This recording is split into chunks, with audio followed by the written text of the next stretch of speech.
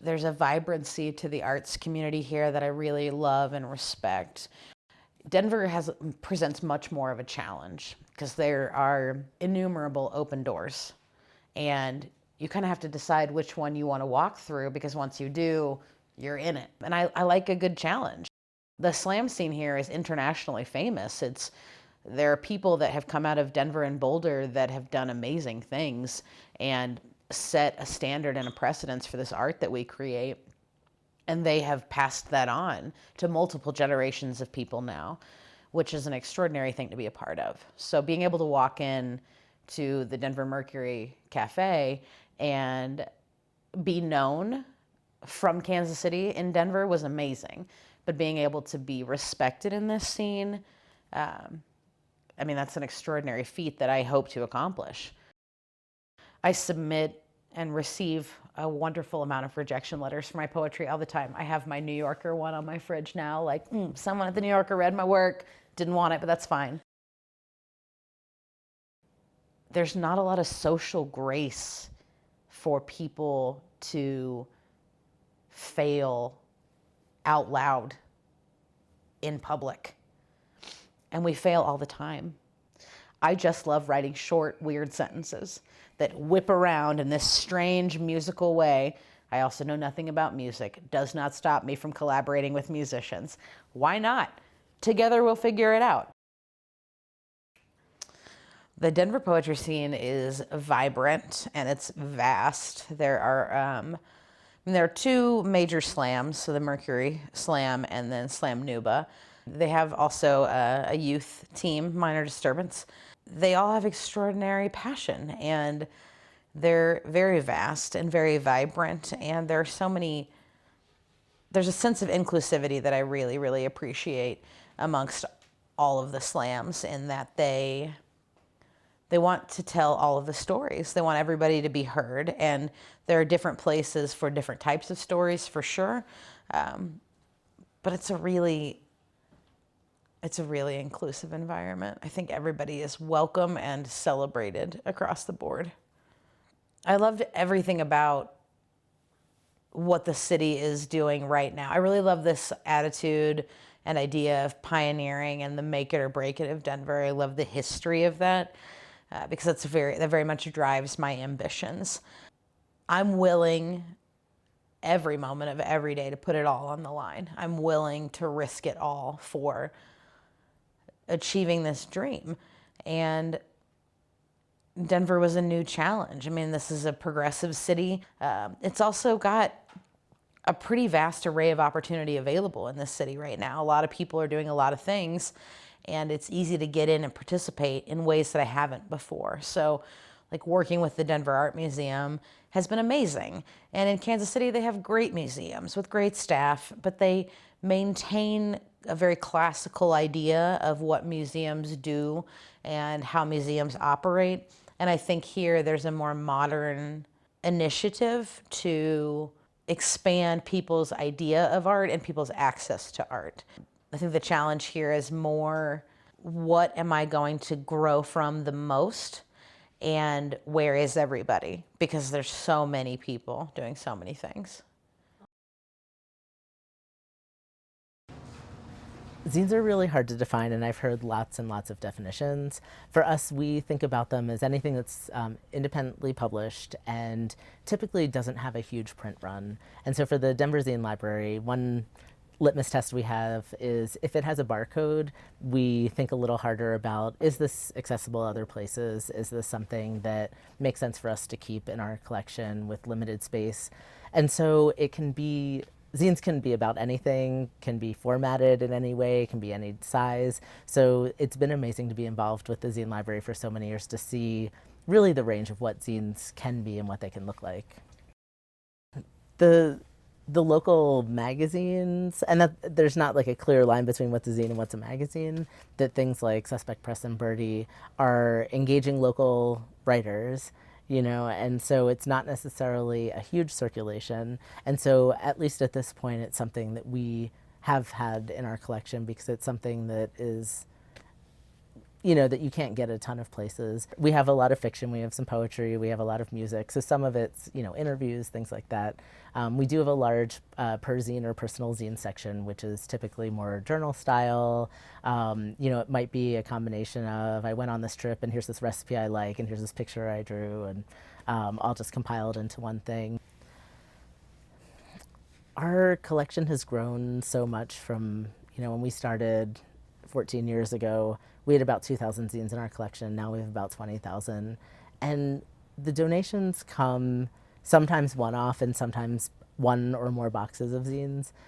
Sometimes it's someone looking up to say, oh, you have issues 2 and 7. Do you want the rest of my zines? And we'll send them to us. Where other people are, I'm moving and I can't justify carrying this box to one more house, and will give us that. And so I think that there's something about the amount of energy and care and love that has gone into making the zines.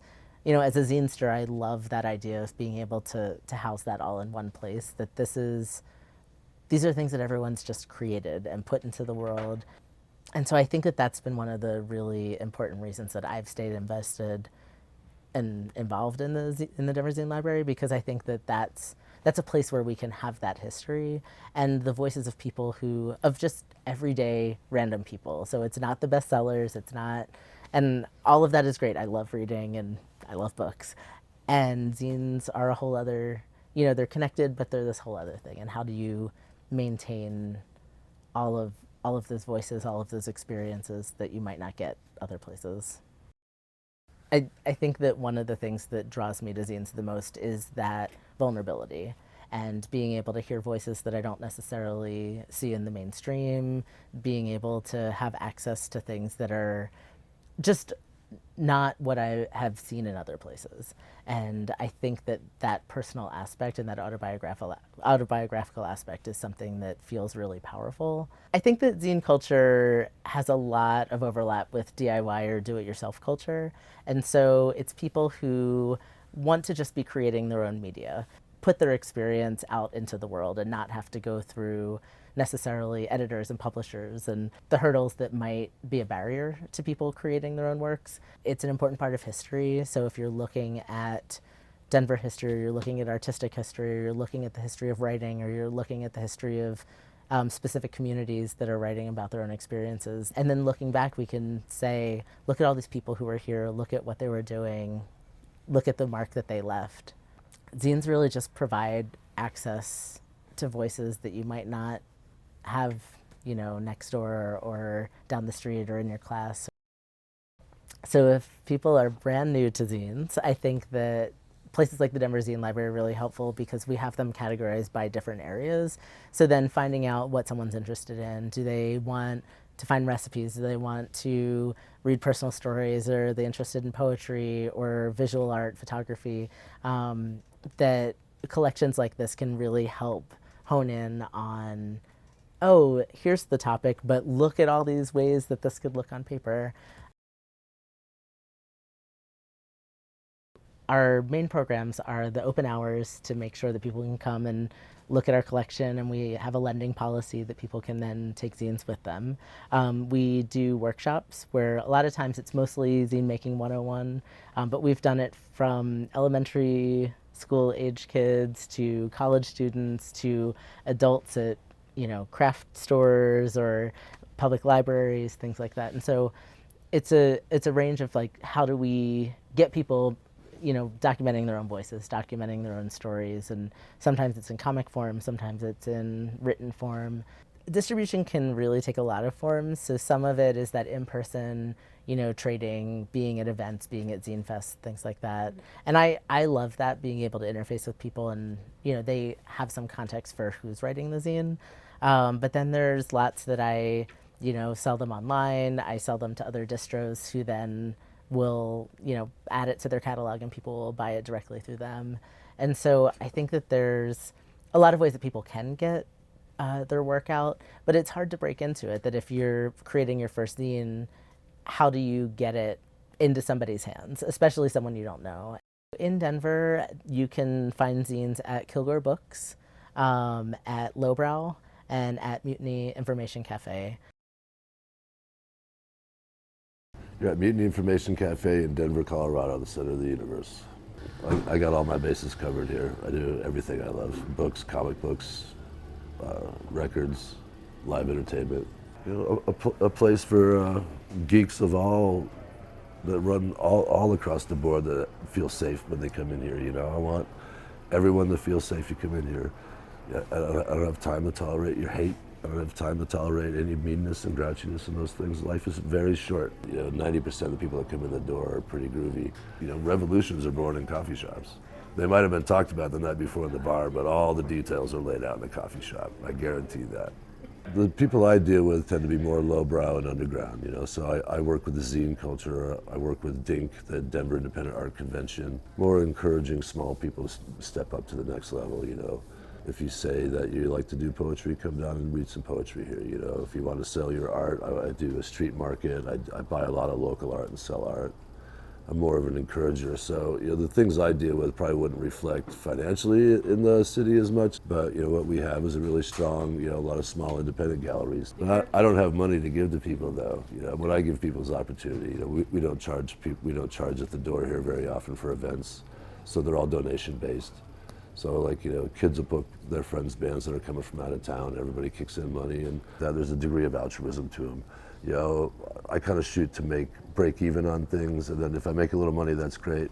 But you know, if you do something, you should do it to help other people out. And we want this to be a safe spot. You know, it's really important for me to know that a mom from Highlands Ranch can drive down here and drop her daughter off with a $20 bill to come see a show and know that she's going to be safe and that she can come back later in 2 hours and pick up her daughter with change for that 20 and go home. You know, with a band T-shirt, maybe she had a cup of coffee, hopefully, you know. But it's a safe spot. This place allows me to do things where it's not based on how much money I gross at the door. It's not my bar sales. Those are things that don't matter at all. I can have 100 kids show up and not sell anything because that's how it happens. But the 100 kids show up and they have a good time. So I just encourage people to do things, you know. My biggest thing is I wish I'd had the courage to start my own business when I was a lot younger. And I had talked about it a lot when we were doing zines and going, wouldn't it be great if we could open up a bookstore and we could do our own zine and all that stuff in the bookstore? And that was just pipe dreaming. But if I'd had someone like me along there to go, well, why can't you do it? And I guarantee you, when Matt and I had talked to people about opening this place, everybody thought we were dumb. You know, it's like, you're gonna open a used bookstore? You know, that's the dumbest thing I've ever seen, you know. But the idea is bigger, you know. The idea is bigger. You know, if somebody wants to do it, they may not be good, you know. I buy a lot of bad art too, you know, but I just encourage people because it's worth seeing somebody try it. I've watched kids come in, you know, really shy because I'm an intimidating character to look at and be around. You know, watch that shyness come up and say, you know, I would like to sell my zine here. And then as soon as you say, yeah, man, hell yeah, look at it, go, man, this is fantastic. I'll give you fucking, you know, $2 or $3, whatever each for these. You know, you can watch the spark in their eye and go, wow, I cannot wait to get home to do it again. You know, and DINK is that whole thing. I mean, DINK is like, I mean, goosebumps right now, but when you walk around that, it is inspiring because it's all personal stories, you know, and everything's separate. The reason we started doing the zines was, you know, my rejection letters for my fiction. And I was like, well, this is crap. This is good stuff. I know it's good. You know, so I'm not going to listen to you anymore. I'm just going to take all my friends that, you know, say they're a writer, say they're a poet, say they're an artist or photographer, and we'll just do it ourselves. You know, you create the market yourselves. The Denver Zine Library has been around, I think, what, 14 years or something like that now. So I had an amazing collection, a full long box of probably the best collection of local zines from the 80s and 90s that I sat on and dragged around. Even when I lived in my car, I dragged them around. And when the Zine Library started, I go, oh, I should donate them. You know, but I'm like, no, what if they just go under and everybody throws them away? You know, I've heard tragedy stories like that. So finally, after 12 years of them being open, and I got to know Kelly, and I trust him implicitly, and he's doing an amazing thing over there. So I donated my collection over there. And then through DINK, I've got to meet a lot of the underground writers and artists from the late 60s and early 70s that are just, you know, they risked life and limb to break into print shops to print pictures of dicks, you know, stuff like that, because they thought that freedom of speech is that important, you know, that you would risk everything to print, you know, essentially just a filthy sketchbook, you know. And I admire that. I admire that tenacity. I might not like the content, but I encourage anybody that wants to, you know, stay outside the system to do that. Yeah, I did that was what Matt and my friend Dave Newbloom and I did back in the early 90s before my son was born. I think we did 13 or 14 issues. And then I've done some personal ones, just like little karma ones, just leave those around. Now I just encourage and buy ads in other people's magazines and things like that, encourage them to do that. And then I have an outlet for people to come sell their zines, you know.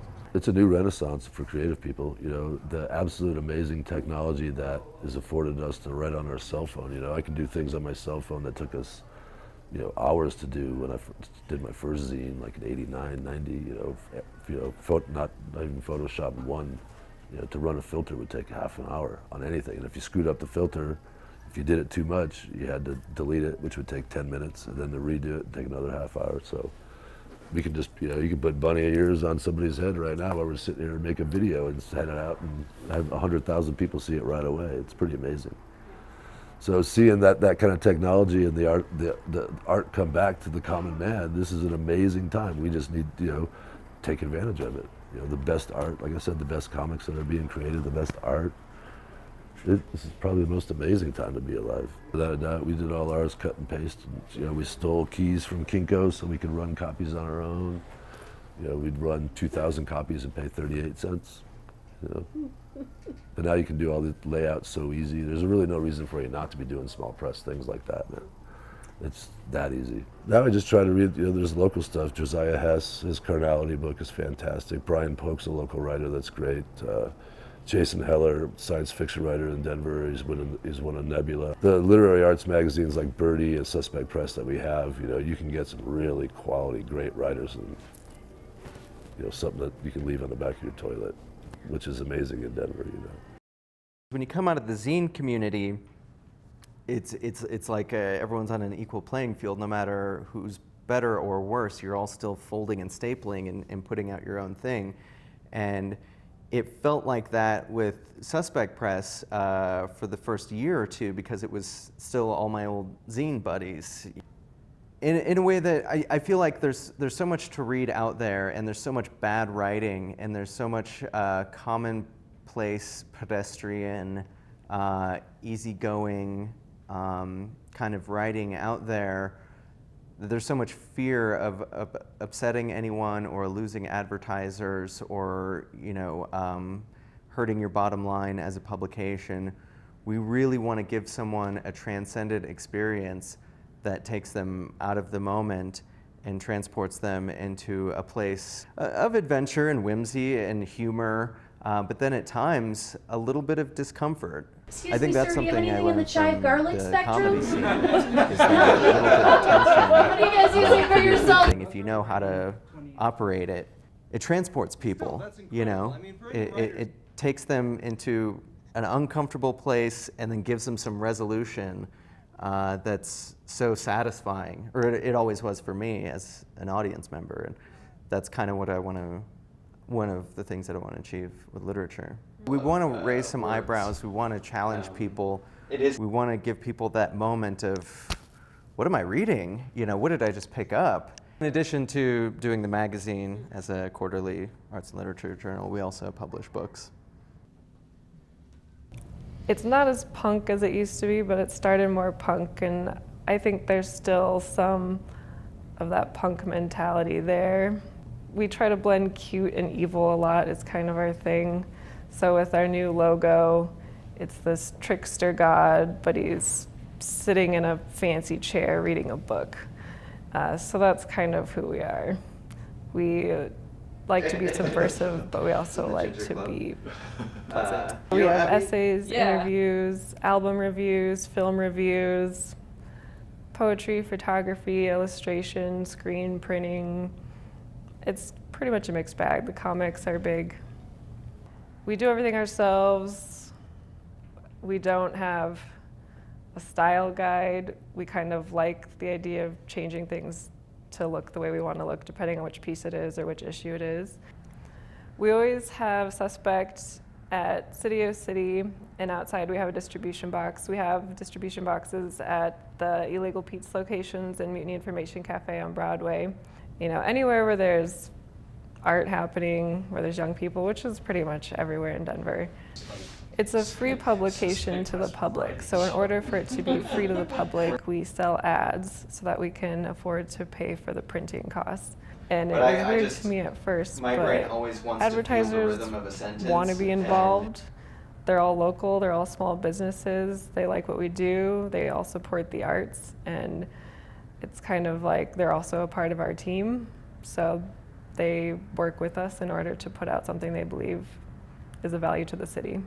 A lot of businesses like Illegal Pete's or Sexy Pizza want to advertise in Suspect Press. I mean, they're running a business, they're advertising, and there's a value in that, but also the association with an entity that is independent and is provocative and is challenging and doing something innovative and exciting. I think it's in their best interest as a business to be associated with that. I think it lends them some credibility in a way that, you know, advertising in other publications doesn't.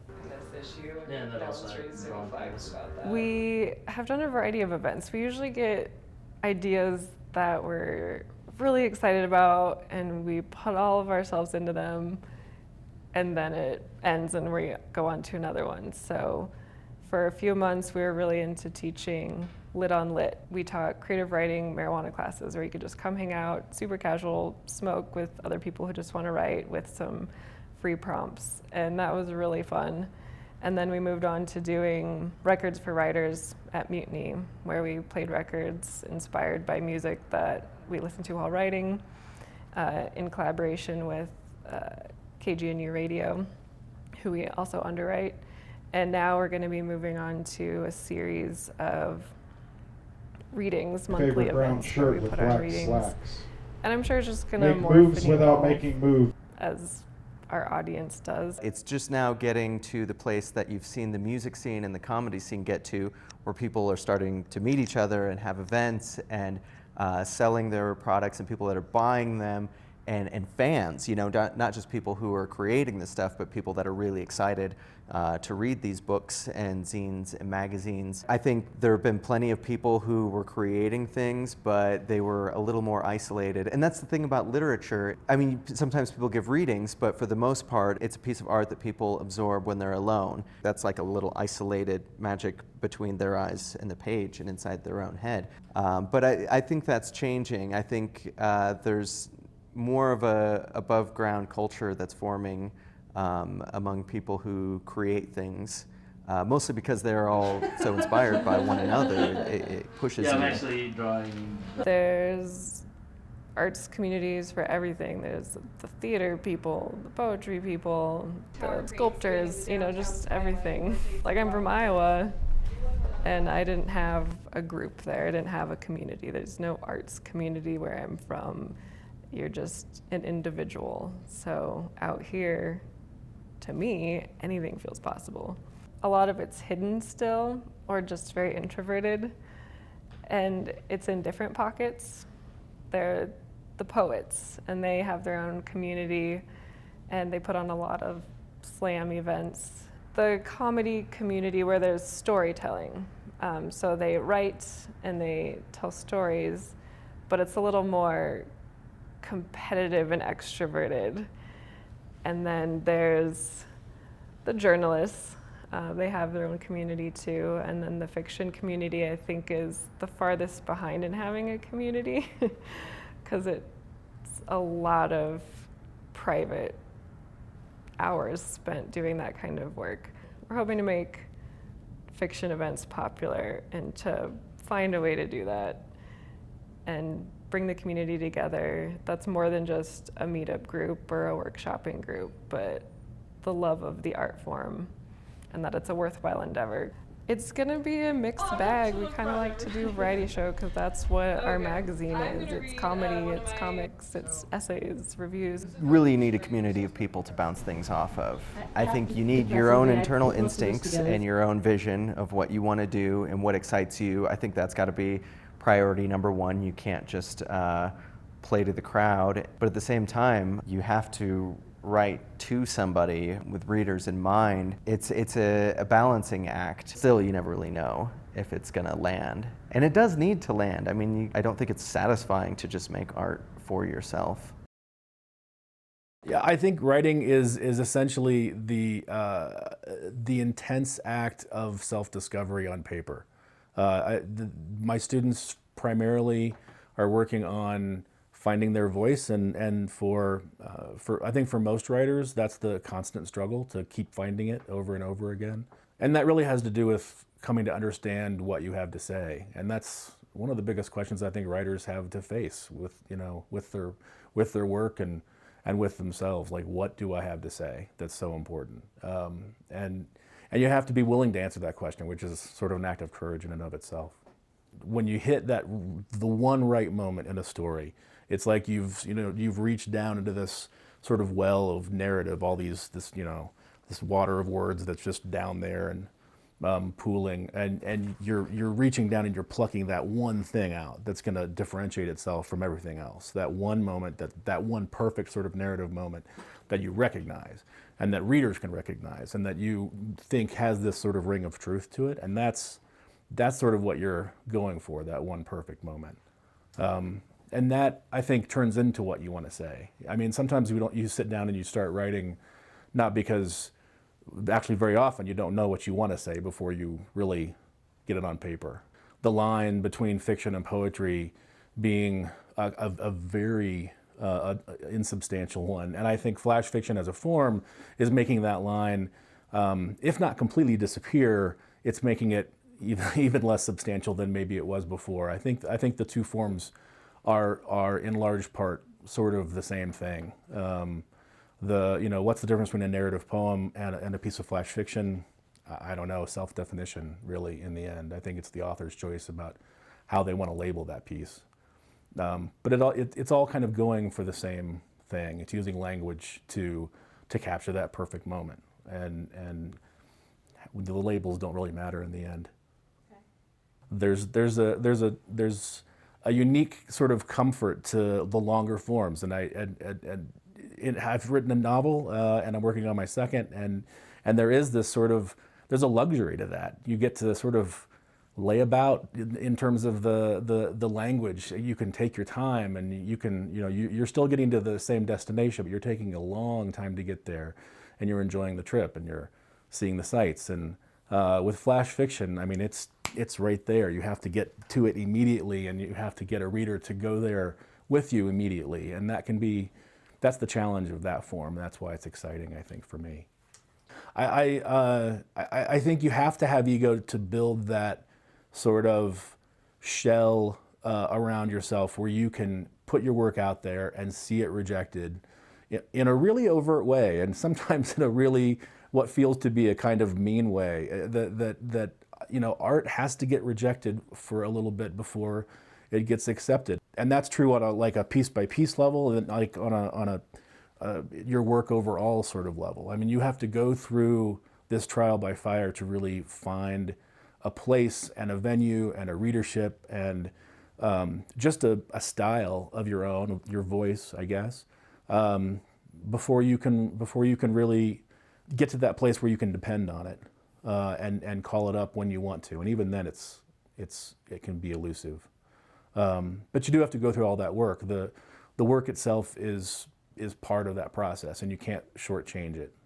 It never gets to the point, I don't think, for any writer where they can just sit down and call it up immediately, and it takes them no time at all to dash off something that they can send off and get published. My first novel, called The Pull of the Earth, won the Colorado Book Award in 2006, 2007.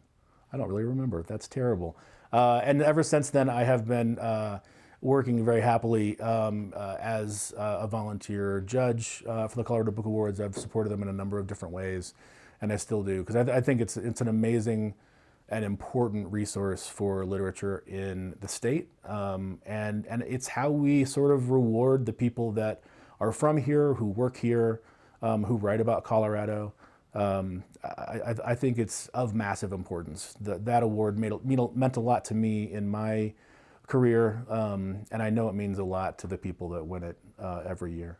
Just as an example, I have a student of mine a former student of mine who went on to start Book Bar, which is a venue here in town, and they do some of the readings now for Colorado Book Awards every year. And so that's one of those things that I didn't have a lot to do with that. I'm by no means taking credit for that idea or the success of that store, but her work with that is amazing, and it's really it's a treat to be able to see someone that you worked with move on to their own, down their own path. And I get to see that with students a lot from here at CU Denver and in other venues that I've taught, to see them move on to graduate school or, either self-publish something and have that take off, or move in, some go on very strange paths that I could never have guessed, but a lot of them keep in touch, and I'm grateful for that because it's fun to see how that blossoms for them.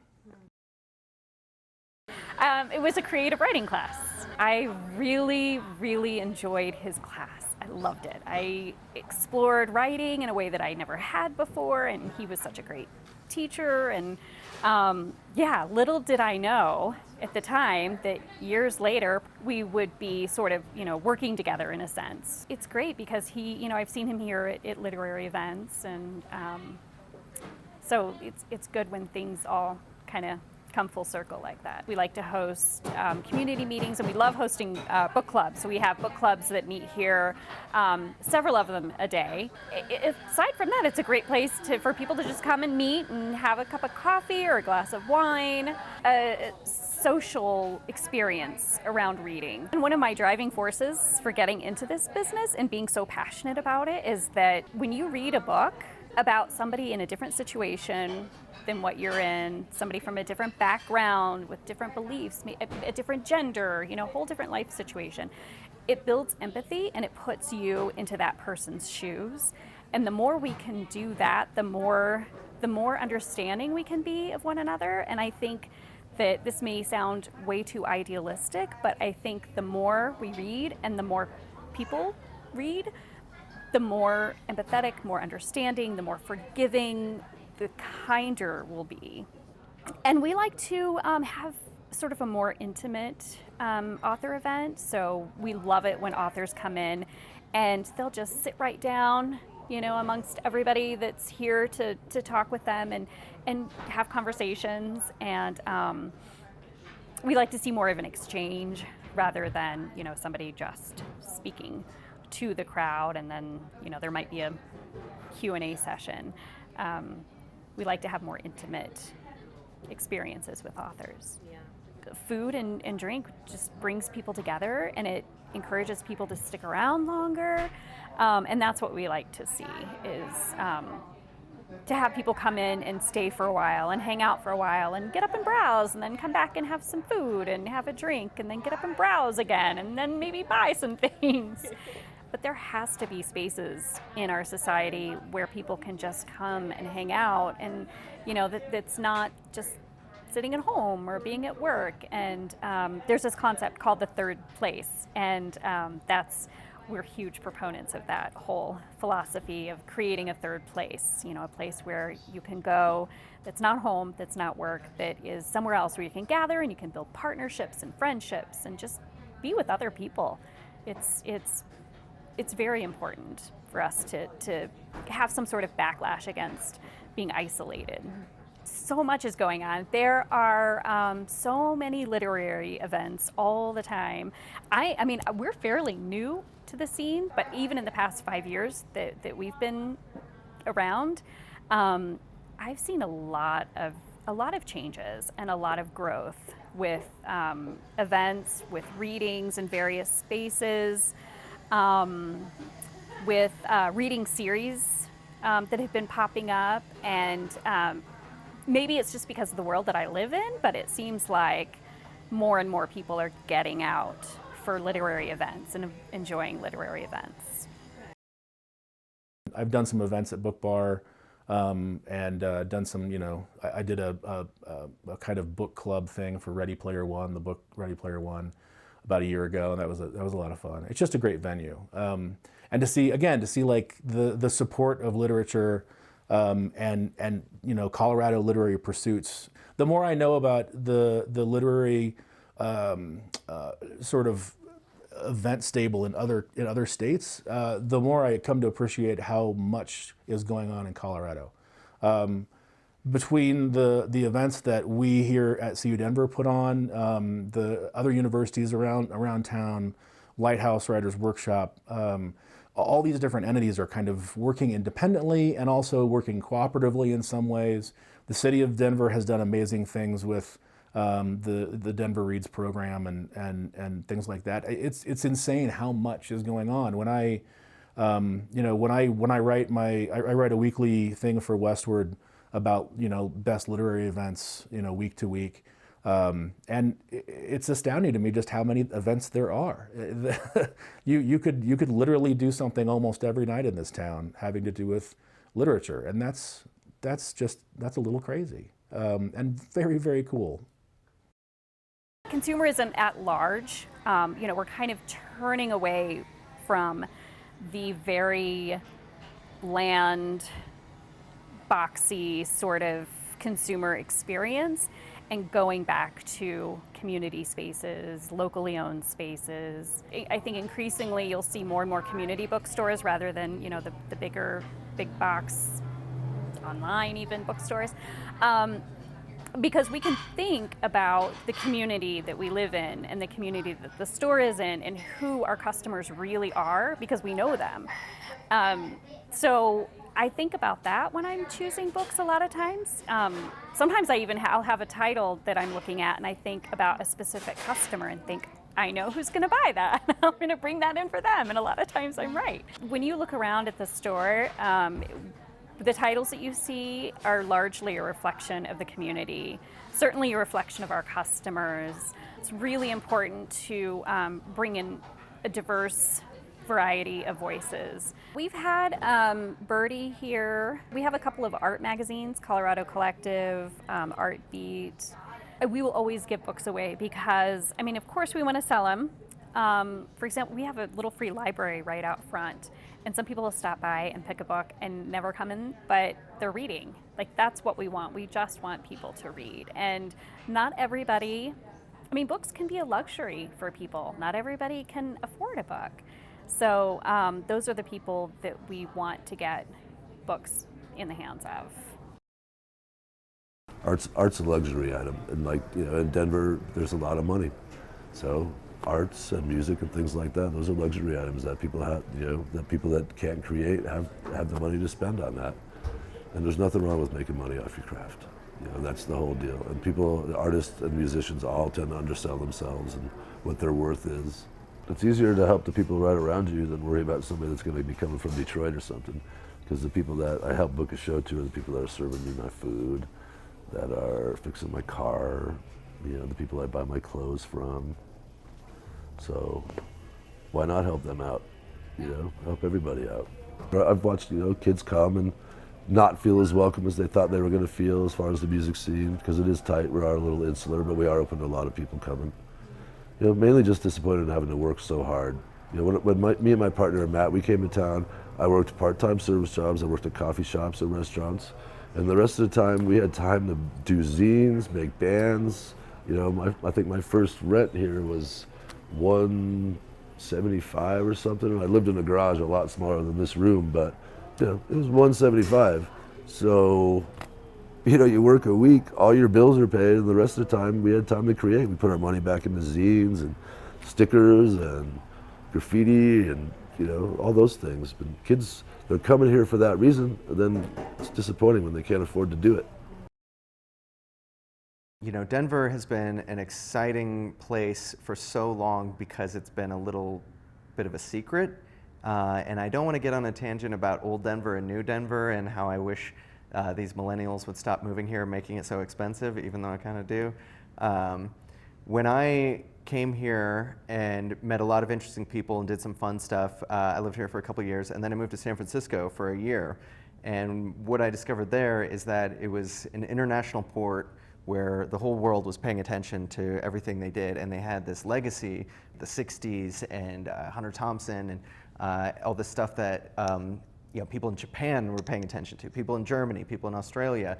And then I realized that everyone that was coming up in that environment, anything they created, the world was already paying attention to it. The world was already ready to gobble up, kind of like Seattle in the 90s. You could be in a grunge band for 2 weeks and suddenly you're signed, to a major label. And that made me really uncomfortable because I missed going back to a little office, a little bunker where I could just type and get into that soft spot. And I discovered that in Denver on a community level where it was just like 5, 10, 15 people in a room giving a reading or folding and stapling zines, and we were all part of this tiny little community that were just influencing each other. It was an insulary world where you weren't out to like be a sensation. You were there to make your friends laugh, or have competition in a kind of fun way, like in a Beatles Beach Boys kind of way, where someone does something that's a little better than you, and you're like, oh, that's really good. You're like, I gotta, step it up for my next one. And it was just those small little accelerations of the culture and talent that wasn't going from A to Z of like, I'm writing my first short story and I'm gonna send it off to the Atlantic and I'm gonna be a sensation right away. And I don't think Denver is at the level that San Francisco has become, or LA or New York or wherever, but I think it's becoming somewhat problematic in that it's losing that insular quality. I don't want to say that that's problematic because there's so much talent here, and there's so many people that deserve a lot more attention and a lot more money. And you need more attention and money so people can do this full time, so they can get better, and so the community can grow. But I think we're being challenged now to maintain that dynamic of being excited to influence each other, being excited to go give a reading at Mutiny and hear what my friends have been creating and show them what I've been creating, and then take that back to the laboratory when I go and write my next story and be like, remember that thing that Charlie Fasano wrote that was so exciting that, you could really tell he's going into new territory with his poetry? You can't keep doing the same thing yourself. You gotta step up your own game, and you can't wait for the next reading to, show everyone how much better you've gotten or this new idea you have.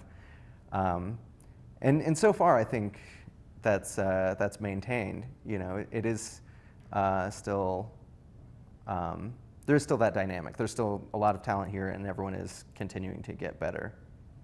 It would be unfortunate if, or maybe it already has happened, that Denver has lost its ability to have a thriving community of provocative artists.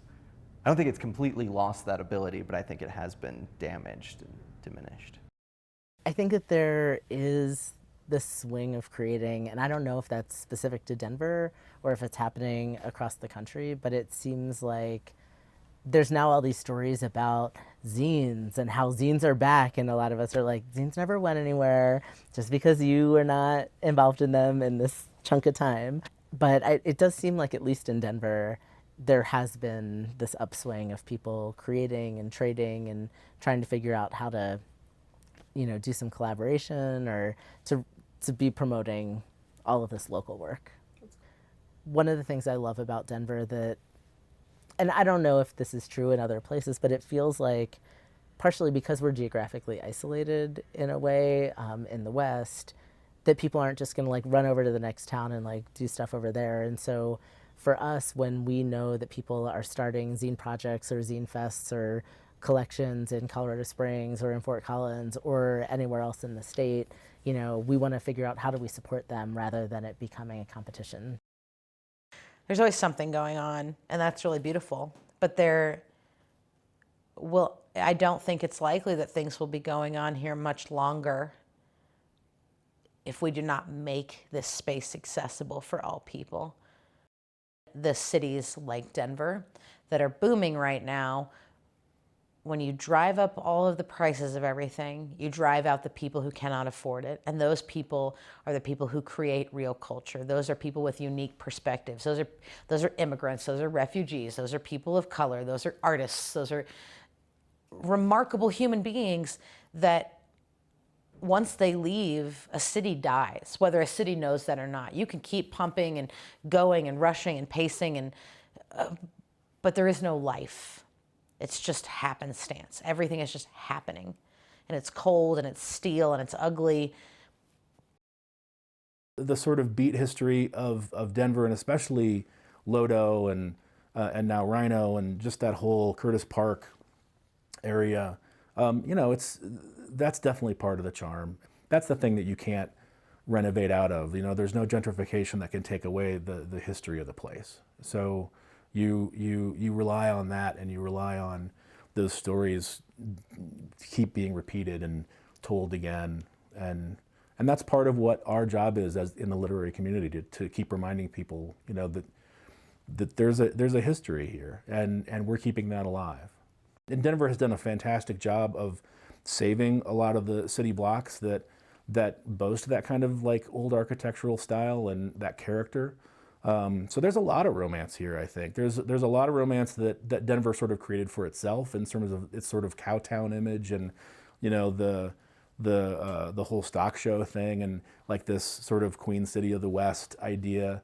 But I think more than that, there's this sort of bootstrap charm to the whole city, where it still feels like a place where you can come and sort of not only discover what it is you have to say and what you have to give to the world, but also a place that sort of supports you in doing that. That's been the artistic center of Denver for a very long time, and I think people are worried that it's disappearing now a little bit, but I don't think that it is. I think it just might be it might just be a slightly larger challenge to chase down, but that's true wherever you go. It just gets a little more elusive, but it's still there. And it's there's definitely a romance to it.